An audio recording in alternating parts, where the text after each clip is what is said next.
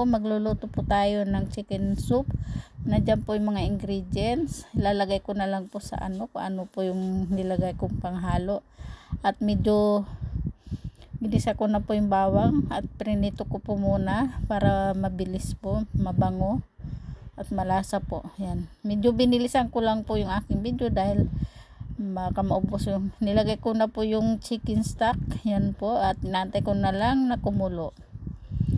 Yan po, at yan, kumulo na.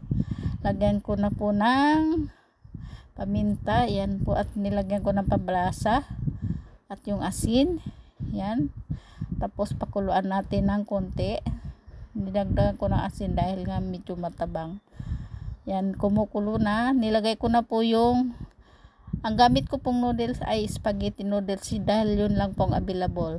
Yan po, nilagay ko na po yung carrots. Yan, nilagyan ko po siya ng kasubha dahil pampakulay po para masarap, para may kulay yung ating chicken soup. Yan po na. At yan ang yung kasubha po yun nasa ibabaw na kulay pula. Yan po. At lagay ko na yung ginayat kong dahon ng pichay. At yan po yan na siya.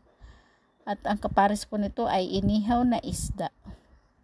Yan lang po ang hapon na. At nilagay ko na yung dahon ng sibuyas or celery. Ay,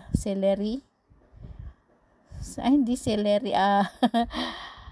Leeks pala, leeks. Yan po yung finish na. Pwede ready na po para ihain sa hapagkainan. Yan po. Happy eating po. Thank you for watching.